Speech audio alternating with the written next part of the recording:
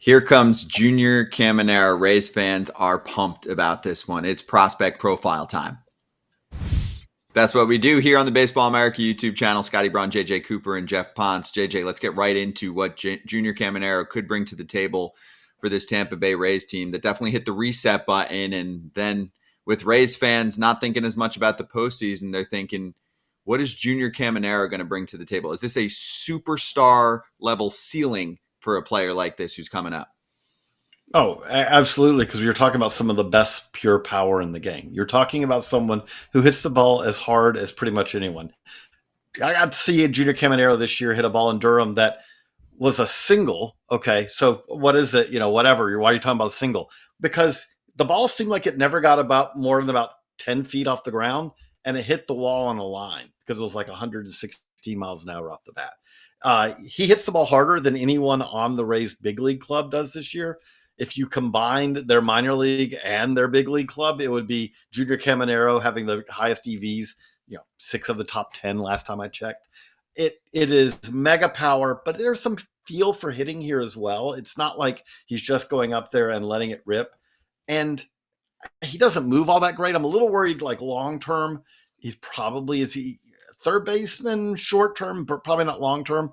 Right field, maybe, but you hope he's going to be able to move well enough. He could end up at first base, but even if he ends up at first base, if the power is what we expect it to be, that would be fine in the long term. And Jeff, when I look at kind of what Junior Caminero can be, and especially at such a young age, I get really excited just thinking about the possibilities for maybe a future home run champ. Is that unreasonable?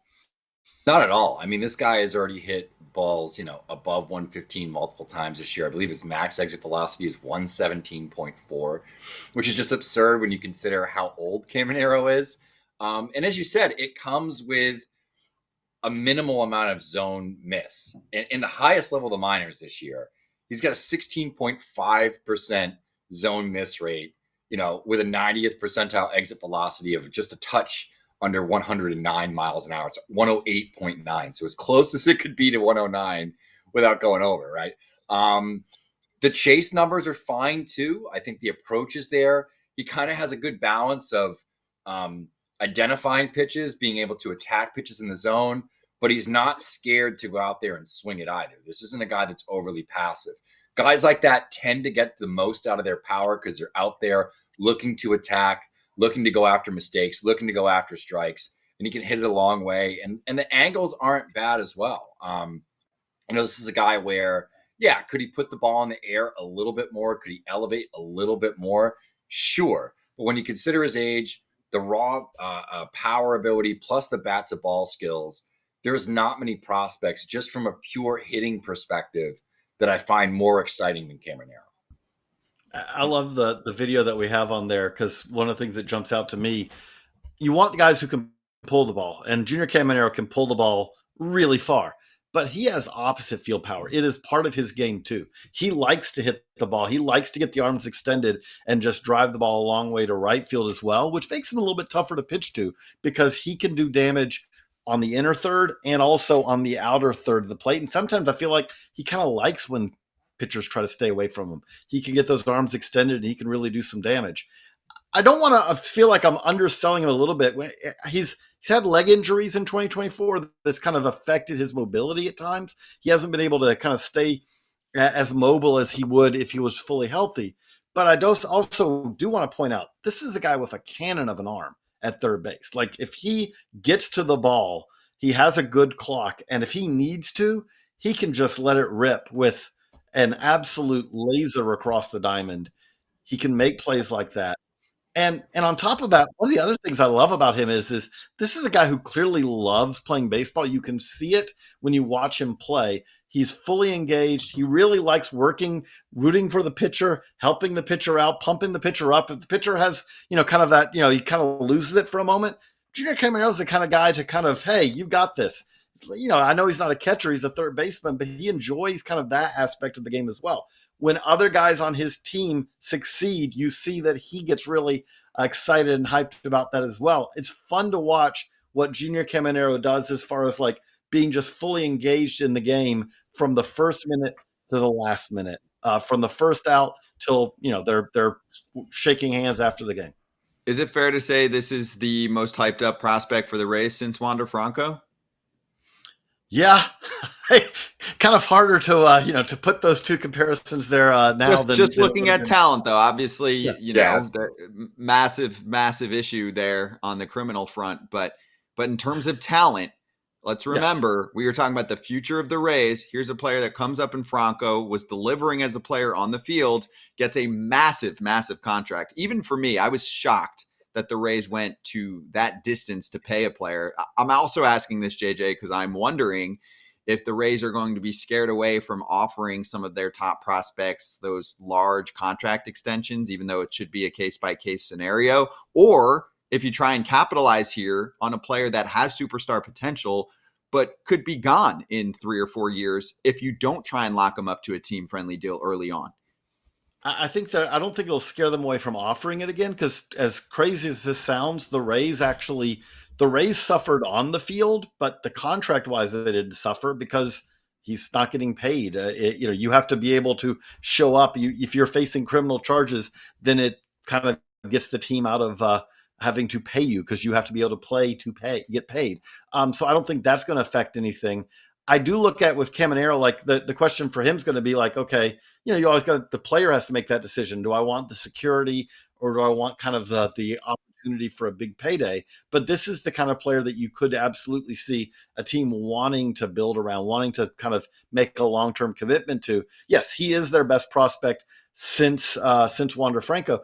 Now, I also want to point out he's in a good situation. The Rays are in a good situation right now because they also have Carson Williams, who's an elite prospect. They also have Xavier Isaac, who's an elite prospect. They also have, Brandon Taylor is a top 100 prospect. So this is a team that we've seen with the moves they made this year. They kind of freed up some opportunity for some of the younger players to get to see what a Curtis Meade can do and some guys like that. But with all of this, they do need some kind of core players to build around long-term. Junior Caminero should be one of those core players. Yeah.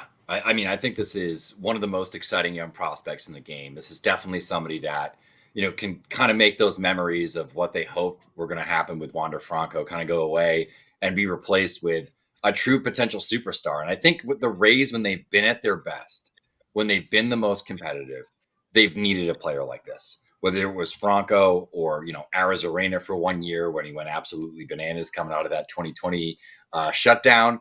Or, even kind of harken back to the days of Evan Longoria. They need that sort of middle of the order guy who's going to be the player for them. And I think that Junior Caminero has the ability to do that. And, one of the few really bad moves the Guardians have made on the trade front in the last 5 to 6 years, it's definitely this one. And unfortunately, they didn't hold on to Tobias Myers either, who's obviously turned out to be a pretty good player himself. I was going to say, they actually identified the talent right, because Tobias Myers has ended up being really good too.